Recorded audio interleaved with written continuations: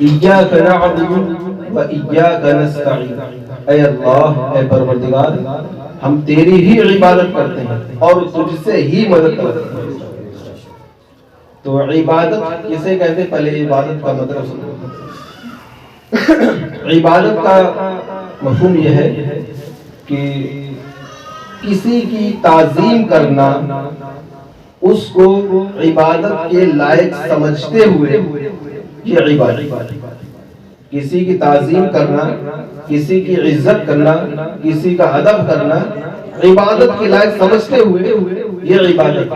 اور اگر عبادت کے لائق نہ سمجھا جائے تو وہ عبادت نہیں، فقط تعظیم ہوگی، وہ ادب ہوگا، عبادت نہیں ہوگی۔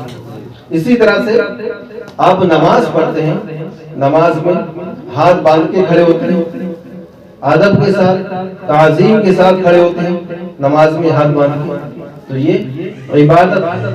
کیوں عبادت ہے؟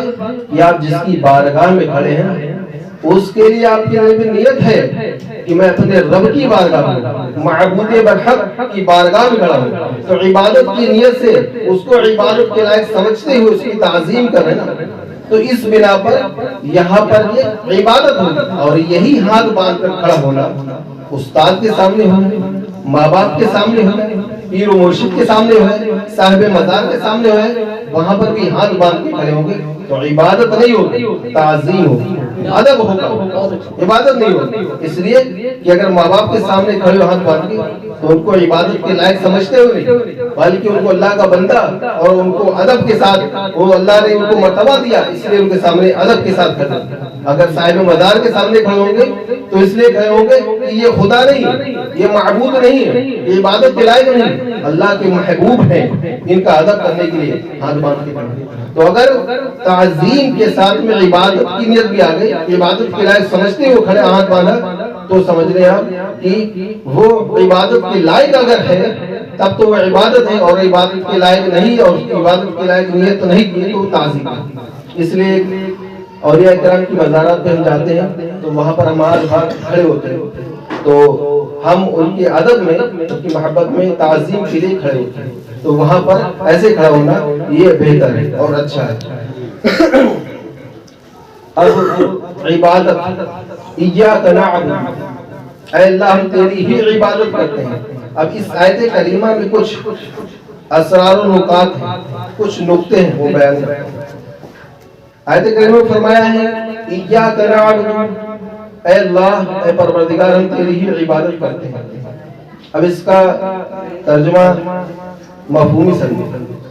ترجمہ یہ ہے کہ اے اللہ عبادت کرتے ہیں ہم تیری، ہم جو ہے وہ آخر ہمارا عبادت، آخر ہماری سب سے پہلے کیا رہا ہے؟ اللہ، اے اللہ ہم تیری عبادت کرتے ہیں۔ اور یہاں پر یہ فرمایا گیا، یہ کیوں نہیں فرمایا گیا ایاک نعبد؟ یہ ہونا چاہیے تھا کہ نعبد کا، اے اللہ، ہم ابھی یہاں پر کہہ رہے ہیں ایاک نعبد، اے اللہ، یہاں پر اے اللہ نہیں آتا، نعبد کا، ہم عبادت کرتے ہیں اے اللہ، اللہ بعد میں آتا ہے نعبد۔ تو اس کی کیا وجہ ہے کہ یہاں پر اللہ کو ذکر پہلے کیا گیا ہے، ہم ہماری عبادت کو بعد ذکر کیا گیا ہے۔ تو اس کی وجہ یہ ہے کہ اللہ رب العزت پہلے ہے، ہر شے سے، ہر مخلوق، ہر شے سے اللہ رب العزت پہلے ہے، اور اللہ رب العزت ہمیشہ سے ہے اور ہمیشہ رہے گا، اس لیے اس کا ذکر پہلے ہے۔ اللہ رب العزت کا ذکر پہلے ہے۔ بعض علماء فرماتے ہیں اسی کے طرز پر کہ بندہ جب کوئی شخص، کسی شخص کی نظر نعمت پر ہوتی ہے، اب نعمت کو سمجھ لے کیا ہے؟ نعمت اللہ رب العزت نے آپ کو کوئی مکان دیا، اولاد دی، روپیہ پیسہ اور ماں باپ دیے، سب اللہ کی نعمت۔ تو بندے کی نظر جب نعمت پر ہوتی ہے تو حصول نعمت کے وقت، یعنی نعمت کے حاصل ہونے کے وقت وہ پریشان رہتا ہے۔ کیا پریشان رہتا ہے؟ کہ کہیں نعمت زائل نہ ہو جائے، اور مصیبت کے وقت وہ رنج و افسوس میں رہتا ہے۔ مثال کے طور پر اگر کسی عام انسان کے پاس 50 لاکھ روپے آ جائے، جائز طریقے سے ہی آئے، لیکن 50 لاکھ روپے آ کے اس کے گھر کے اندر رکھے، اب اسے راتوں میں نیند نہیں آئے گی کہ کہیں چور آ کر کے کہیں دیوار کو توڑ کے اور نکال کے لے نہ جائے، کہیں باندھ کے ڈال دے اور لے جائے، رات بھر جاگتا رہے، اس میں کشمکش، کہیں یہ ضائع نہ ہو جائے نعمت جو اللہ نے بھیجی، نے بتائی یہ نعمت کہیں چلی نہ جائے، کہیں سے کوئی چرا نہ لے جائے، تو رات بھر جاگے گا، پریشان رہے گا، نعمت میں نظر اس کی ہے، اس کی معرفت نعمت پر نظر ہے، تو اس لیے وہ پریشان ہے۔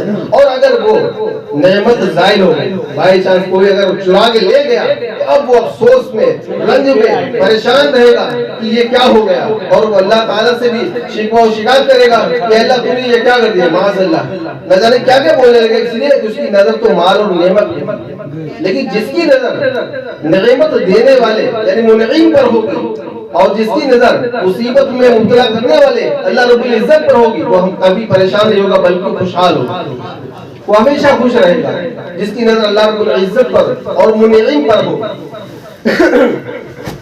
اللہ تعالیٰ نے اپنے حبیب صلی اللہ علیہ وسلم کو سب سے افضل والا بنایا، تمام انبیاء ہیں، تمام رسول ہیں، سب سے افضل والا کون ہے؟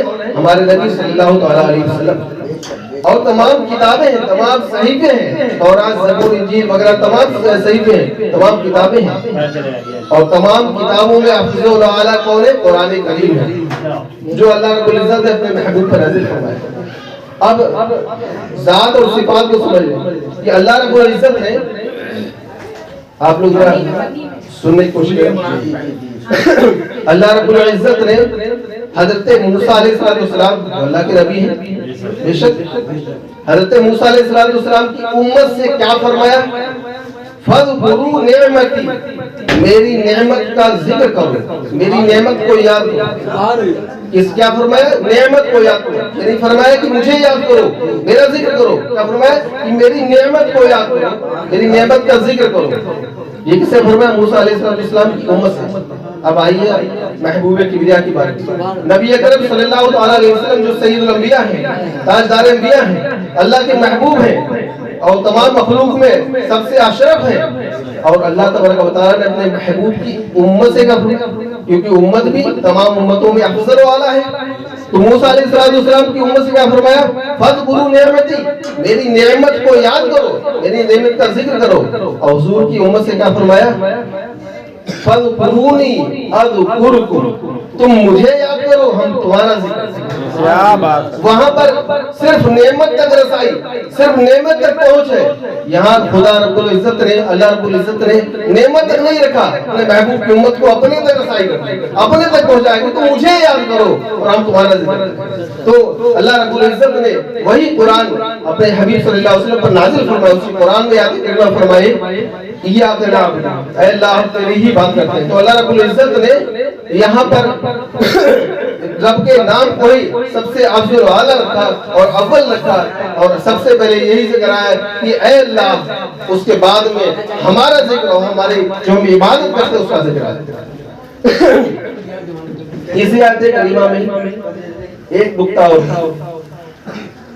ایاک نعبد، اے اللہ ہم تیری ہی عبادت کرتے ہیں۔ تو نعبد یہ جمع کا صیغہ پلورل ہے، یعنی ایک اور ایک کے علاوہ جب دو چار سے ہو جائے تو وہ جمع ہو گئے، تو یہاں پر جمع کا صیغہ ہے ایاک نعبد، اے اللہ ہم تیری ہی عبادت کرتے ہیں، یہ نہیں فرمایا اعبدک، اے اللہ میں تیری عبادت کرتا ہوں، یہ نہیں فرمایا اے اللہ ہم تیری عبادت کرتے ہیں۔ یہ اس کی کیا وجہ ہے؟ تو اس کا جواب یہ ہے کہ اگر یہ ہوتا اعبدک، اے اللہ میں تیری عبادت کرتا ہوں، تو اس میں عجب، تکبر اور گھمنڈ کی بات کہ میں تیری عبادت کرتا ہوں، یعنی میں خود ہوں جو تیری عبادت کرتا ہوں، میں تیری عبادت کرتا ہوں، یہاں پر گھمنڈ اور عجب کا معاملہ ہے۔ تو اگر یہاں پر یہ فرمایا کہ ایاک نعبد، اے اللہ ہم تیری عبادت کرتے ہیں، تو یہاں پر ایک وجہ یہ بتائی ہے کہ بندہ یہ کہہ رہا ہے کہ اللہ تیرے بہت سے بندے ہیں، اور تیرے بندوں میں بہت نیک بندے بھی ہیں. اے اللہ میں تو گناہگار ہوں, میں تو سیاکار ہوں, جیسا بھی ہوں اللہ تیرے بندوں میں سے ایک بندہ ہوں. اپنے آپ کو تیرے بندوں میں شامل کر رہا ہوں, اور تیرے بندے تو محبوب بھی ہیں, تیرے بندے تو مقبول بھی ہیں. اے اللہ تیرے محبوب مقبول بندوں میں بھی ہوں. تو اللہ رب العزت جب اپنے محبوب مقبول بندوں کی عبادت کو قبول کرے گا, ان کی عبادت کو مقبول کر لے گا, قبول کر لے گا, تو ایسا نہیں ہے کہ جو گناہگار ہوں ان کی عبادت کو ٹھکرا دے. اللہ رب العزت کی رحمت سے یہ امید ہے کہ وہ جب گناہگار ہو, جب اپنے مقبول بندوں کی عبادت قبول کرے گا تو گناہگاروں کو قبول کر لے گا. اور یہ قاعدہ ہے, یہ شرعی مسئلہ ہے کہ اگر کوئی شخص ایک سیب کی ٹوکری خریدے اور اس میں چند سیب خراب نکل جائے تو اس کو یہ حق نہیں کہ وہ چند سیب نکال کر خراب سڑے ہوئے اور اس کو واپس کرے گی, یہ واپس کر لو, اس کو یہ حق نہیں, یہ نہیں کر سکتا ہے. وہ یہ کر سکتا ہے کہ اس پوری ٹوکری کو اٹھا کر کے واپس کر دے, اس میں آپ کے کچھ سیب خراب ہیں, پوری ٹوکری واپس کر سکتا ہے, اور کچھ سیب خراب سڑے نکال کے واپس نہیں کرتا. یہ شرعی مسئلہ ہے. تو اللہ کی رحمت سے امید ہے کہ اللہ رب العزت اپنے نیک بندوں کے عبادتوں کو قبول کر لے, اور جو گناہگار بندے ہیں ان کی عبادتیں نکال دے. ایسا نہیں اللہ کر سکتا. اللہ رب العزت کی رحمت تو بہت بڑی, گناہگار نیکوں کے ساتھ گناہگاروں کو کر لے. سبحان اللہ. نعرہ تکبیر, نعرہ رسالت. حضرت مولانا اسلم صاحب قبلہ, دین اسلام, مذہب اہل سنت. سبحان اللہ, سبحان اللہ, سبحان اللہ. دوشی پڑھی صلی اللہ علیہ وسلم.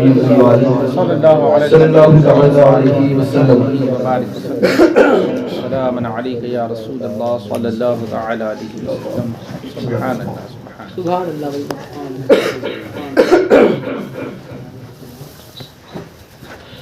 ایاک نعبد, اے اللہ تیری ہی عبادت کرتے ہیں, و ایاک نستعین, اور تجھ ہی سے مدد طلب کرتے ہیں. یعنی مددگار, حقیقی مددگار اللہ رب العزت ہی ہے. کوئی خود بذات ہی خود کسی کی مدد نہیں کر سکتا ہے. اللہ رب العزت ہی ہے حقیقی مددگار, جو جس کی چاہے مدد کر سکتا ہے, اور اس کے علاوہ کوئی حقیقی مددگار نہیں. اللہ رب العزت کی عطا سے, اس کے کرم سے, اس کی عطا سے وہ جس کو عطا کرتے وہ مدد کر سکتا ہے. اسی طرح سے اللہ رب العزت نے اپنے انبیاء کرام کو, رسول اعظام کو, اولیاء کرام کو اختیارات عطا فرمائے ہیں, وہ جس کی چاہتے مدد کرتے. اور اللہ رب العزت نے ان کو یہ شرف بھی بخشا ہے, یہ اختیارات اور تصرفات بھی دیے ہیں کہ اگر ان کے وسیلے سے بھی کوئی دعا کرتا ہے نا تو اللہ رب العزت اس کی دعا کو قبول فرمائے. حدیث پاک میں حضور علیہ السلام کی بارگاہ میں ایک نابینا شخص آئے, آنے کے بعد عرض کیا, یا رسول اللہ صلی اللہ تعالی علیہ وسلم, میری آنکھیں روشنی سے خالی, میری آنکھیں خراب ہیں, حضور دعا فرما دی میری آنکھیں ٹھیک ہو جائے, مجھے شفا مل جائے. حضور نے فرمایا اگر تم چاہو تو میں مؤخر کر دوں, اور چاہو تو دعا کرو. عرض کیا حضور پریشانی بہت ہے, دعا کر دی ٹھیک ہو جائے. حضور علیہ السلام نے ارشاد فرمایا کہ جاؤ وضو کرو اچھی طرح سے اور 2 رکعت نماز پڑھو, اس کے بعد میں میرے وسیلے سے اللہ رب العزت کی بارگاہ میں دعا کرو, اللہ تمہاری آنکھیں ٹھیک کر. وہ گئے اور جانے کے بعد 2 رکعت نماز پڑھی اور حضور کے وسیلے سے اللہ کی بارگاہ میں دعا کی. اللہ رب العزت نے ان کی آنکھیں پھر بینائی واپس کر دی, ان کی آنکھیں درست ہو گئی. یہ حضور علیہ السلام نے خود اپنے وسیلے سے دعا کا حکم فرمایا. اور کیوں نہ فرماتے, اس لیے کہ اللہ رب العزت خود ہی قرآن میں فرما رہا ہے, یا ایھا الذین آمنوا اتقوا اللہ وابتغوا الیہ الوسیلہ, اے ایمان والو اللہ سے ڈرو اور وسیلہ تلاش کرو. یعنی میرے محبوبوں کا, میرے محبوب بندوں کا وسیلہ لگاؤ, اگر ان کے وسیلے سے دعا کرو تو تمہاری دعا جلد قبول ہو جائے. حضرت آدم علیہ السلام کے بارے میں منقول ہے, حضور علیہ السلام نے ارشاد فرمایا کہ جب حضرت آدم علیہ السلام سے خطائے اجتہادی ہو گئی تو آدم علیہ السلام نے اللہ رب العزت کی بارگاہ میں دعا کی, اے اللہ تو اپنے محبوب محمد مصطفیٰ صلی اللہ علیہ وسلم کے صدقے میں ان کے وسیلے سے مولا میری خطا کو بخش دے, مجھے معاف کر دے. تو اللہ رب العزت نے فرمایا, آدم تم نے میرے محبوب محمد مصطفیٰ صلی اللہ علیہ وسلم کو کیسے جانا؟ آدم علیہ السلام نے عرض کیا مولا جب تمہیں اپنے دستے قدرت سے مجھے پیدا کیا اور اپنی پسندیدہ روح میرے جسم میں ڈالی، اے اللہ تو میں نے آنکھیں کھولی اور میں نے سر اٹھایا تو میں نے عرش کے پایوں پر لکھا دیکھا لا الہ الا اللہ، اور اس کے ساتھ میں لکھا دیکھا محمد رسول اللہ صلی اللہ علیہ وسلم۔ نعرہ تکبیر، نعرہ رسالت، نعرہ غوث، غوث کا دامن۔ عرض کرتے ہیں مولا میں نے عرش کے پاؤں پہ لکھا دیکھا لا الہ الا اللہ اور محمد رسول اللہ۔ مولا میں سمجھ گیا کہ تیرے نام کے ساتھ کوئی کسی اور کا نام نہیں آ سکتا ہے، تیرے نام کے ساتھ جس کا نام آیا ہے مولا وہ تجھے تمام مخلوق میں سب سے زیادہ محبوب ہے الہی، اس لیے میں نے انہی کے نام سے انہی کے وسیلے سے دعا کی اللہ تو ہماری خطا کو بخش۔ اللہ رب العزت نے فرمایا اے آدم علیہ السلام تم نے میرے محبوب علیہ السلام کے وسیلے سے دعا کی، اس لیے میں تمہارے خطا کو بخش رہا ہوں، اور بے شک اگر میں اپنے محبوب کو پیدا نہ کرتا تو اے آدم میں کسی چیز کو پیدا نہ کرتا، نہ جنت کو بناتا، نہ دوزخ کو بناتا، نہ انسان کو بناتا، نہ کسی مخلوق کو بناتا، میں نے جس کو بھی بنایا ہے اپنے محبوب کے صدقے میں بنایا۔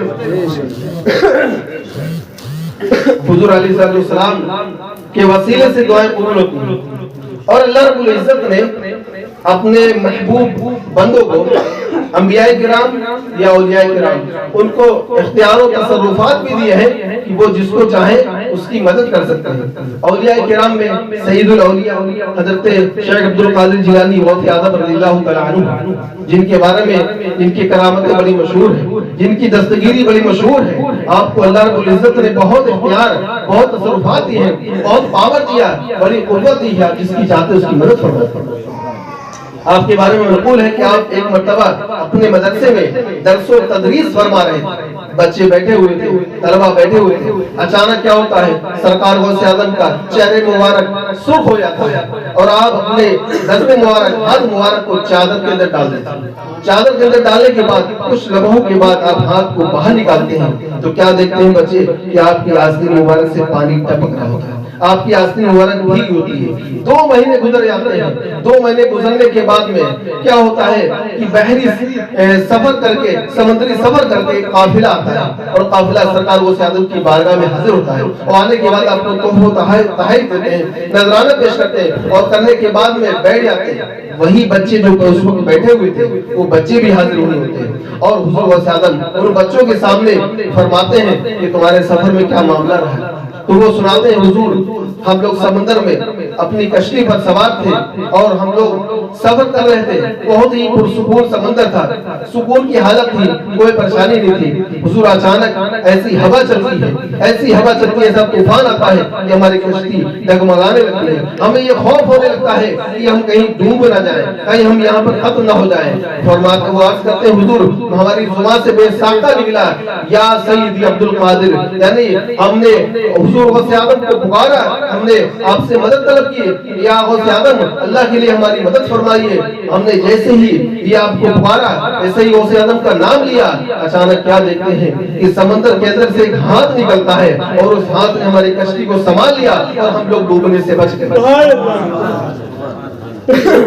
بچوں نے وہ تاریخ نوٹ کر لی تھی کہ جس تاریخ کو غوث اعظم کی آستین سے پانی ٹپک رہا تھا، اور وہ اس تاریخ کو ملایا تو وہی تاریخ تھی جو وہ مسافر بتا رہے تھے، وہ جو سفر کر کے آگے بتا رہے تھے کہ بے شک غوث اعظم کا تصرفات ہے۔ اللہ نے وہ تصرفات عطا فرمائے ہیں، وہ اختیارات عطا فرمائے ہیں کہ جس کی چاہتے اس کی دستگیری فرما دیتے ہیں، جس کی چاہتے اس کی مدد فرما دیتے ہیں۔ غوث اعظم رضی اللہ تعالیٰ عنہ کے بارے میں ایک اور منقول واقعہ سرکار غوث اعظم کے استاد شیخ حماد رضی اللہ تعالیٰ عنہ کے تعلق سے ہے کہ ایک مرتبہ سرکار غوث اعظم اپنے علماء و فقہا کے ساتھ ایک قبرستان میں تشریف لے گئے۔ اس قبرستان میں آپ تشریف لے گئے تو شیخ حماد کی قبر پر گئے، اور قبر پر جانے کے بعد آپ کھڑے ہو گئے، کافی وقت ہو گئے، کافی وقت کھڑے رہے، گرمی شدت کے ساتھ ہو گئی لیکن آپ کھڑے رہے، کافی دیر تک کھڑے رہے۔ جب آپ وہاں سے آئے واپس لوٹ کے تو آپ کے جو مریدین تھے، جو علماء و فقہا تھے، انہوں نے دیکھا کہ آپ کے چہرے مبارکہ پر خوشی کے آثار نمودار ہیں، آپ خوش ہیں، اور جب آئے تو آپ سے خوشی کی وجہ پوچھی اور یہ پوچھا حضور آپ کو اتنا ٹائم کیسے لگ گیا، اتنا وقت کیسے لگ گیا قبر میں؟ تو سرکار غوث اعظم نے فرمایا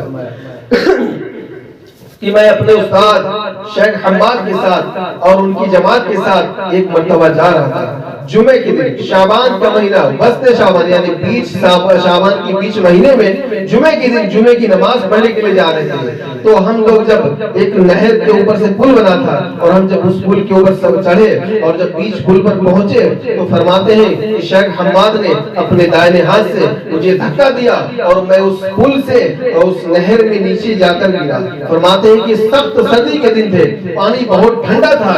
فرماتے ہیں کہ میں صوف کا جبہ پہنا ہوا تھا۔ فرماتے ہیں کہ میں جیسے ہی گرا تو میں نے فوراً ہی بسم اللہ پڑھی اور جمعے کی غسل کی نیت کی۔ فرماتے ہیں کہ میری آستین میں کتابوں کے کچھ اجزاء تھے، کچھ حصے تھے، اس لیے میں نے اپنے ہاتھ اونچا کیا تاکہ وہ تر نہ ہو جائے۔ اس کے بعد میں آپ اس پانی میں گرے اور گرنے کے بعد پھر آپ باہر نکلے، آپ کو بڑی تکلیف پہنچی، بڑی شدت ہوئی اور آپ باہر نکلے۔ اتنے میں حضرت شیخ حماد وہاں سے چلے گئے۔ جب آپ ان کی بارگاہ میں پہنچے، وہاں پر جب پہنچے تو مریدین نے آپ کو پریشان کرنا چاہا تو شیخ حماد نے ان کو جھڑکا اور ڈانٹا اور کہا کہ تم ان کو پریشان کرتے ہو، میں نے تو ان کو اس لیے دھکا دیا تھا کہ ان کی استقامت کی آزمائش کی جا سکے۔ میں تو ان کو آزما رہا تھا کہ یہ دیکھیں کتنے مضبوط ہیں، مگر یہ تو پہاڑ کی طرح مضبوط نکلے، صبر و تحمل میں پہاڑ کی طرح مضبوط نکلے جسے کوئی ہلا نہیں سکتا ہے۔ ان کے اندر اتنا صبر و تحمل تھا۔ فرماتے ہیں اس کے بعد سے جب آج میں آیا ہوں شیخ حماد کی قبر پر تو میں نے دیکھا ہے کہ وہ خوبصورت لباس پہنے، سر پر یاقوت کا بہترین تاج رکھا ہوا ہے اور ہاتھوں میں سونے کے کنگن اور پیروں میں سونے کی جوتیاں اور بہت ہی اچھے لباس میں اور بڑی اچھی ہی حالت میں ہے، لیکن ان کا داہنا ہاتھ شل ہو چکا ہے، یعنی سوکھ چکا ہے، بے جان ہو چکا ہے اور وہ اس کو لے کر کے بہت پریشان ہے۔ انہوں نے مجھ سے معذرت کی اور یہ کہا کہ یہ وہی ہاتھ ہے جس ہاتھ سے میں نے آپ کو دھکا دیا تھا۔ آج مجھے اللہ رب العزت نے اس کی بنا پر میرے ہاتھ کو شل کر دیا ہے۔ آپ میرے لیے دعا کر دیے، میرے اس غلطی کو معاف کر دیے۔ آپ نے شیخ حماد نے معذرت طلب کی تو سرکار غوث اعظم نے ان کے عذر کی معافی کے لیے اللہ رب العزت کی بارگاہ میں ہاتھ اٹھا دی اور رب کی بارگاہ میں کافی دیر تک دعا کرتے رہے۔ فرماتے ہیں کہ جب میں دعا کر رہا تھا تو اپنی قبروں سے 5000 اولیاء کرام آمین کہہ رہے تھے۔ جب سرکار غوث اعظم دعا فرمائی تو اللہ رب العزت نے آپ کی دعا قبول فرمائی اور شیخ حماد کا ہاتھ پھر پہلے کی طرح بالکل صحیح ہو گیا اور آپ نے آپ سے مصافحہ کیا۔ اس کے بعد آپ کو خوشی حاصل۔